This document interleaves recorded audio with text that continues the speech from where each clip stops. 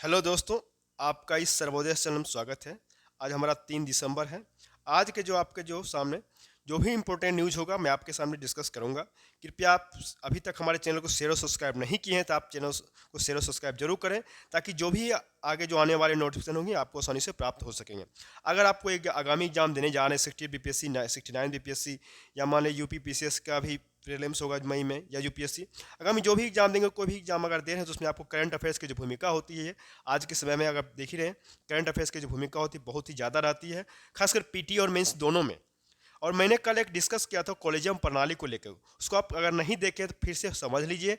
और उसमें कॉलेजियम प्रणाली होता क्या है आपका, एनजेएससी में कौन किस लिए लाया गया था, एनजेएससी जो लाया गया था ये किस लिए लाया गया था, कौन कौन से केस शामिल हैं। अगर आप मेंस का क्वेश्चन अगर आप लिखते हैं, क्वेश्चन आ गया एग्जाम में अगर एनजेएससी के ऊपर, तो आपको उसमें केस दर्ज लिखना जरूरी होता है, ताकि पता चले कि एग्जामिनर को कि ये कितना तक जान रहा है, स्टूडेंट को कितनी जानकारी है गहराई में, इसलिए उसको ज़रूरी है। तो फिलहाल ऐसे तो आर्टिकल आज भी आया है कॉलेजियम के लेकर, लेकिन मेन आर्टिकल आपका कल था, उसको समझने वाला टॉपिक था वो। कृपया आप उसको आप फिर से देखें अगर नहीं देखे हैं तो। है।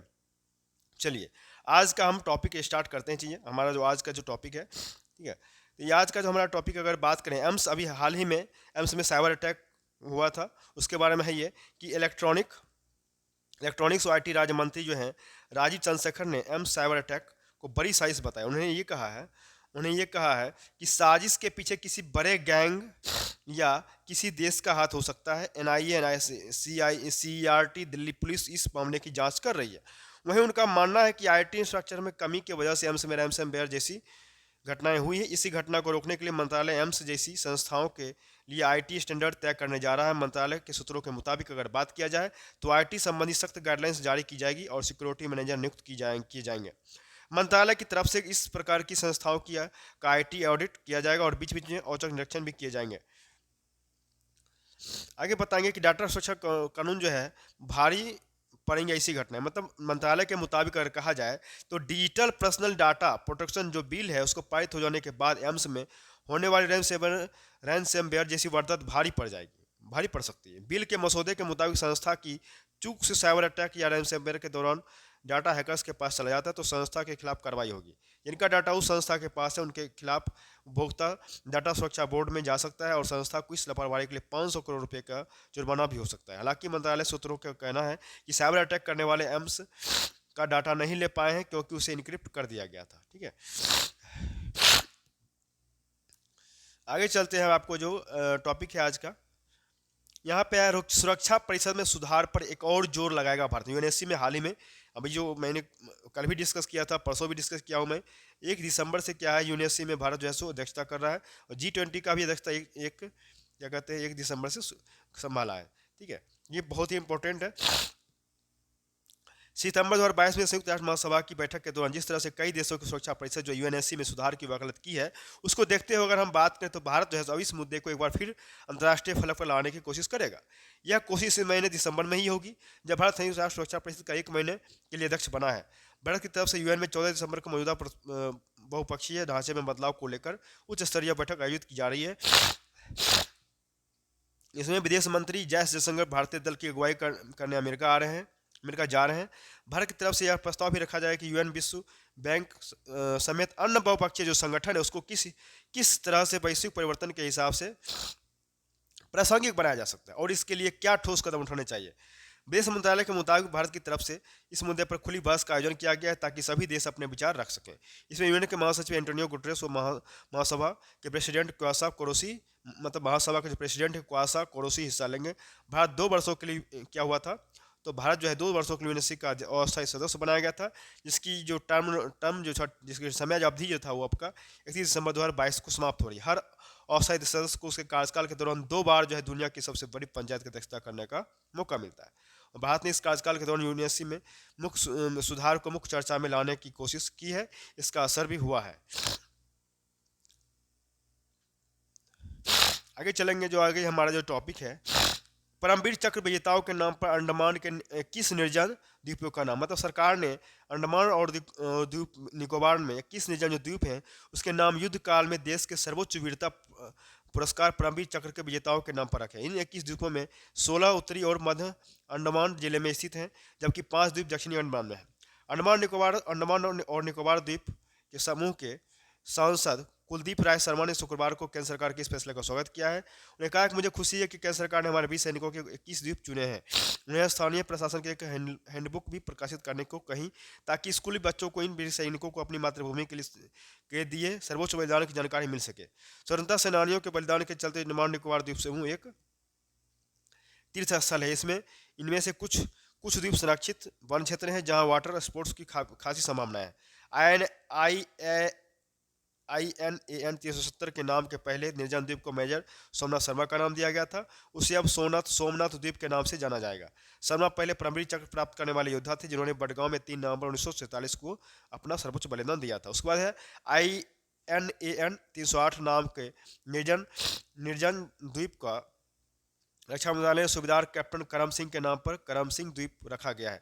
करम सिंह ने 1947 में भारत पाकिस्तान युद्ध के दौरान कश्मीर में दक्षिण तितवाल की रिचमार गली अग्रिम पोस्ट को सुरक्षित रखने के लिए परम चक्र से सम्मानित किया गया। इसी तरह से अगर बात करें तो major Rama Raghoba Rane, Naik Raghunath Singh, company havildar major Piru Singh Shekhawat, captain Gurbachan Singh Salaria, lieutenant colonel Dhan Singh Thapa Magar, subedar Joginder Singh Sanan, major Shaitan Singh Bhati, company quarter master havildar Abdul मसीन, ये सब जो है आपके इनके नाम पे द्वीप का नाम रखे गए हैं।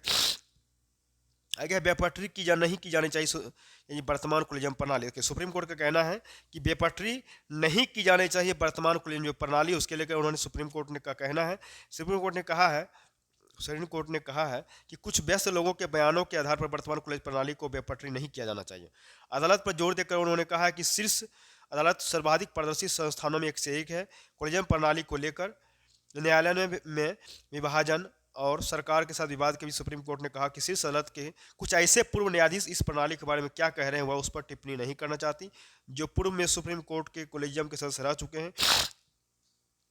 जस्टिस MR शाह और जस्टिस CT रवि कुमार की पीठ ने कहा कि पूर्व के फैसलों कॉलेजियम पर टिप्पणी करना फैशन बन गया। जब वे पूर्व जज कॉलेजियम का हिस्सा थे, हम उनकी टिप्पणियों के बारे में कुछ नहीं कहना चाहते। वर्तमान में काम कर रही कॉलेजियम प्रणाली को बेपटरी मत कीजिए। कॉलेजियम कुछ व्यस्त लोगों के आधार पर काम नहीं करता है। कॉलेजियम को कर्तव्यों के मुताबिक काम करने दीजिए। हम सबसे पारदर्शी संस्थानों में से एक हैं। शीर्ष अदालत RTI कार्यकर्ता अंजलि भारद्वाज की दिल्ली हाईकोर्ट के आदेश के विरुद्ध याचिका पर सुनवाई कर रही थी। ठीक है, इसमें अगर आगे की इसे जानेंगे। ठीक है, आगे नेक्स्ट टॉपिक चलेंगे। सामाजिक विकास में ली जाएगी PM गति शक्ति की मदद। मतलब सामाजिक जो विकास उसमें अब PM गति शक्ति कार्यक्रम की मदद ली जाएगी। सरकार ने सामाजिक सरोकार से जुड़े 5 विभागों को इस जोड़ने से का फैसला किया। इसमें पंचायती राज से लेकर स्वास्थ्य विभाग भी शामिल है। गत अक्टूबर में प्रधानमंत्री नरेंद्र मोदी ने PM गति शक्ति मास्टर प्लान कार्यक्रम की शुरुआत की थी, जिससे क्या हुआ तो जिससे विभिन्न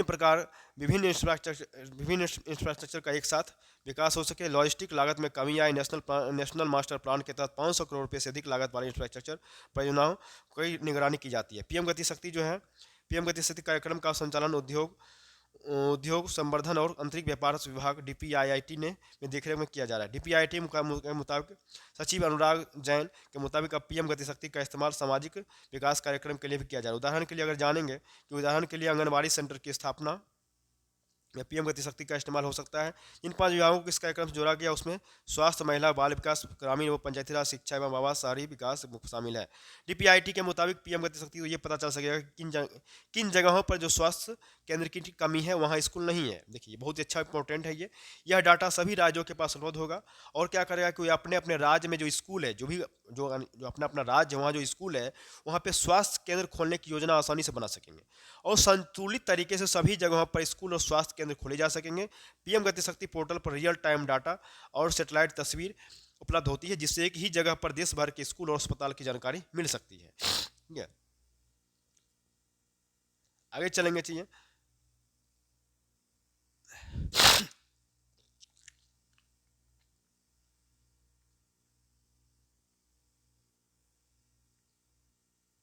आगे जो नेक्स्ट टॉपिक हमारा है, अगर बात करें टॉपिक का,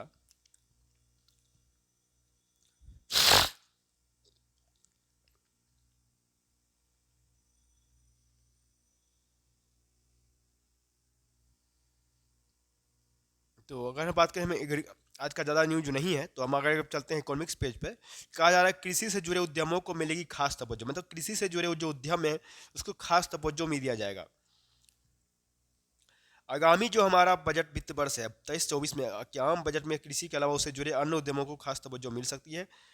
अगर वित्त मंत्री निर्मला सीतारमण यह कदम उठाती हैं तो इससे जहां किसानों की आमदनी बढ़ाने में मदद मिलेगी, वहीं वैश्विक बाजार में भी जो क्या होगा तो देसी उत्पादों की धमक बनाई जा सकती है। बना जा रहा है कि बजट में पशुधन विकास, डेयरी और मत्स्य पालन जैसे क्षेत्रों को प्राथमिकता मिल सकती है। भारत फिलहाल दुनिया का सबसे बड़ा दूध उत्पादक देश बन गया है।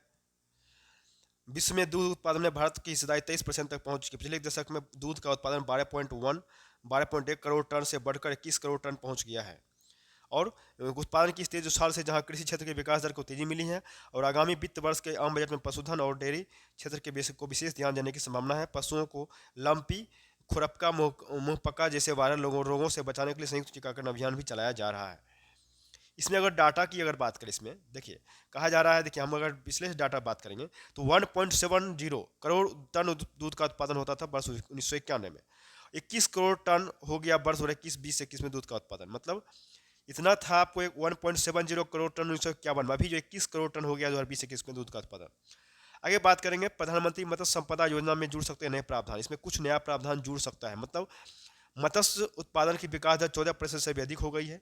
इसे और तेज करने के साथ अन्य ढांचागत सुविधाओं के लिए प्रधानमंत्री मत्स्य संपदा योजना के कुछ और प्रावधान किए जा सकते हैं। खासतौर पर समुद्री उत्पादों के लिए विशेष योजनाएं शुरू की जा सकती है। समुद्री तटीय क्षेत्र में मछली पकड़ने के लिए आधुनिक जरूरी मशीनों, जाल और नाव की सख्त जरूरत है। 7,500 किलोमीटर लंबे तटीय वाले क्षेत्रों में आपको क्या होगा, क्षेत्रों में अपार संभावना है। वर्ष 1920 में जहां 14.16 करोड़ टन मछलियां पकड़ी गई थी, वहीं वर्ष 21-22 में यह आंकड़ा 16.18 करोड़ टन हो गया है। इस अवधि में मछलियों का निर्यात 13.62 लाख टन किया गया, जिससे लगभग 60,000 करोड़ रुपए की विदेशी मुद्रा प्राप्त हुई है। बहुत अच्छे है। आगे चलेंगे, इसी में आपका एक टॉपिक है आपका कि विकसित देशों के मुकाबले भारत में रहने खाने का खर्च जो है कम बढ़ा है। जैसे अगर बात करें, महंगाई से पूरी दुनिया प्रभावित है, लेकिन अगर तुलनात्मक तौर पर अमेरिका, ब्रिटेन और जर्मनी जैसे विकसित देशों की तुलना करें तो पिछले एक वर्ष के दौरान भारत में रहने खाने के खर्च में बढ़ोतरी की दर कम रही है। एसबीई की तरफ से शुक्रवार को जारी शोध रिपोर्ट इकोरेप के में कहा गया है कि भारत में महंगाई का दुष्प्रभाव दूसरे देशों के मुकाबले सबसे कम है। अंतर्राष्ट्रीय मुद्रा कोष IMF ने भी हाल ही में एक रिपोर्ट के आधार पर कहा है कि किस तरह से महंगाई ने पूरी दुनिया में आम आदमी के जीवन को पूरी तरह से प्रभावित किया है। इकोरेप ने 100 रुपये की कीमत के आधार पर कई देशों में रहन सहन की लागत का अध्ययन किया। रिपोर्ट के मुताबिक अगर सितंबर 2021 में इन देशों में रहने की लागत 100 रुपये है तो इसमें जर्मनी के 20 रुपये हैं, तो इसमें जर्मनी के 20 रुपये, ब्रिटेन में 23 रुपये और अमेरिका में 12 रुपये की वृद्धि हुई है, जबकि भारत में यह वृद्धि 12 रुपये हुई है। अगर खाद्य कीमत की अगर बात करें तो अमेरिका में 25 रुपये, ब्रिटेन में 18 रुपये, जर्मनी में 33 रुपये और भारत में 15 रुपये की वृद्धि हुई है। इसी तरह से आवास की लागत की बात करें तो अमेरिका में 21 रुपये, ब्रिटेन में 30 रुपये, जर्मनी में 21 रुपये और भारत में सिर्फ 6 रुपये वृद्धि हुई। ऊर्जा कीमतों में के मामले अमेरिका में 12 रुपये, ब्रिटेन में 93 रुपये, जर्मनी में 62 रुपये और भारत में सिर्फ 16 रुपये वृद्धि हुई है। तो इस वजह से हम लोग देख लिया चाहिए। आगे है आपका, इसमें अगर और इस पेज में ज़्यादा कुछ खास न्यूज़ नहीं है। अगर बात करें तो देखिए यहाँ पे हमारा एक आपका है कि अर्थव्यवस्था और रोजगार के लिए खाद्य प्रसंस्करण सबसे महत्वपूर्ण है। ये भी बहुत आपका इंपॉर्टेंट न्यूज़ होगा कि नीति आयोग के मुख्य कार्यपालक अधिकारी CEO जो हैं, अगर बात करें परमेश्वर अय्यर ने कहा है कि अर्थव्यवस्था के साथ साथ रोजगार के अवसर बढ़ाने के से क्या होगा कि खाद्य प्रसंस्करण क्षेत्र महत्वपूर्ण है और उत्पादन और प्रोसेस्ड उत्पादों का निर्यात बढ़ाने पर भी जोर दिया है। उद्योग संगठन जो है GCCII ने मंगलवार को एक सेमिनार संबोधित करते हुए अय्यर ने कहा कि खाद्य प्रसंस्करण क्षेत्र में MSME, सूक्ष्म लघु एवं मझोले उद्योग क्षेत्र को प्रोत्साहित करने की जरूरत है। उन्हें यह भी कहा कि अर्थव्यवस्था की सेहत और रोजगार के लिए यह क्षेत्र काफ़ी अहम है। अय्यर ने कहा खाद्य प्रसंस्करण के मोर्चे पर भी उत्पादन आधारित प्रोत्साहन PLE योजना समेत कई कदम उठाए गए हैं। उन्होंने खाद्य पदार्थों की बर्बादी पर भी चिंता जताई है और उन्होंने ये भी कहा कि प्रोसेसिंग के जरिए इसमें कमी लाने की आवश्यकता है। अय्यर ने कहा कि एक तरफ हम खाद्यान्न उत्पादन करते हैं और दूसरी तरफ काफ़ी खाद्य पदार्थ बर्बाद होते हैं। वहीं दुनिया में लाखों लोग ऐसे हैं जो कुपोषण के शिकार हुए हैं। ठीक है, आगे है कि भारत हमारा मजबूत साझेदार, उसे पूरा समर्थन करेंगे। ये बाइडन का कहना है। बाइडन का कहना है क्या है कि अमेरिका के जो राष्ट्रपति हैं वर्तमान में, जो बाइडन ने भारत को अमेरिका का मजबूत साझेदार बताया। कहा है कि G20 की अध्यक्षता के दौर में वह अपने मित्र प्रधानमंत्री मोदी का पूरा समर्थन करेंगे। उल्लेखनीय है कि वर्ष 2023 के लिए भारत को दुनिया के G20 के सबसे ज़्यादा संपन्न औद्योगिक देशों के संगठन के G20 की अध्यक्षता मिली है। गुरुवार को भारत औपचारिक रूप से G20 का अध्यक्ष देश बन गया है। इस मौके पर राष्ट्रपति जो बाइडेन ने ट्वीट कर कहा है कि वो भारत के साथ बेहतर संबंध होते में बेहतर संबंध में भी विकास का क्रम देख रहे हैं। दोनों देश मिलकर वैश्विक जो चुनौती है उसके क्षेत्र पर्यावरण, ऊर्जा और खाद्य समस्या के कार्यों पर को आगे बढ़ाएंगे। आगे बात करेंगे लोकतंत्र को लेकर हमें किसी के उपदेश की जरूरत नहीं। भारत के जो हमारे संयुक्त राष्ट्र में भारत के स्थायी प्रतिनिधि जो है हमारे रुचिरा कमजोर उनका कहना है संयुक्त राष्ट्र में भारत का स्थायी प्रतिनिधि जो है रुचिरा कम्बोज ने कहा है कि लोकतंत्र को लेकर हमें किसी का उपदेश सुनने की जरूरत नहीं है। भारत को कोई ना समझाए कि लोकतंत्र में क्या किया जाए। सुरक्षा परिषद की अध्यक्षता संभालने के पहले दिन गुरुवार को कम्बोज ने संयुक्त राष्ट्र मुख्यालय में पत्रकारों से बातचीत की। लोकतंत्र और प्रेस की आज़ादी को लेकर पूछे गए एक सवाल पर उन्होंने कहा कि आप सब जानते हैं कि भारत विश्व की सबसे पुरानी सभ्यता और हमारे यहाँ लोकतंत्र की जड़ें 2500 साल पुरानी है। हुआ हम हमेशा से लोकतांत्रिक रहे हैं। अगर वर्तमान समय की बात करें तो भारत दुनिया का सबसे बड़ा लोकतंत्र है। हमारे देश में लोकतंत्र के सभी स्तंभ विधायिका, कार्यपालिका, न्यायपालिका और चौथे स्तंभ मजबूत प्रेस भी है। इसके साथ ही अति सक्रिय इंटरनेट मीडिया भी है। हर 5 साल में हम चुनाव होते हैं, देश के मतदाता अपना प्रतिनिधि चुनता है। हमारा देश इसी तरह से लोकतांत्रिक मूल्यों पर चलते हुए लगातार प्रगति कर रहा है। उन्होंने कहा मैं विश्वास के साथ कह सकती हूँ कि सुरक्षा परिषद के सदस्यता के पिछले 2 वर्षों में हम जिम्मेदारियों को अच्छी तरह से निभा रहे हैं और हर कोशिश कर रहे हैं कि जहां तक संभव हो विभिन्न मुद्दों पर सुरक्षा परिषद में सर्वसम्मति बने। हम उसी भावना से परिषद की अध्यक्षता करेंगे। उन्होंने ये भी कहा कि भारत को गर्व है कि उसकी विदेश नीति स्वतंत्र है। उन्होंने कहा कि रूस से भारत की दोस्ती है, वहीं अमेरिका से संबंध इतने मजबूत हैं जितने पहले कभी नहीं रहे। हम शुरू से ही हम शांति के पक्ष में हम चाहते हैं कि विवाद का समाधान कूटनीति और संवाद से हो। ठीक है, चलिए तो आगे चलेंगे हम नेक्स्ट टॉपिक की ओर आपका। तो आगे हमारा खेल का टॉपिक, खेल में भी ऐसा कुछ खास नहीं है चीज़ें। जो भी इंपॉर्टेंट न्यूज़ होता है मैं उसको ही डिस्कस करता हूँ, क्योंकि आपके एग्जाम के जो पॉइंट ऑफ व्यू से। ठीक है, तो बहुत सारी चीज़ ऐसे भी ये नहीं पढ़ने लायक होते हैं न्यूज़, इसलिए क्या।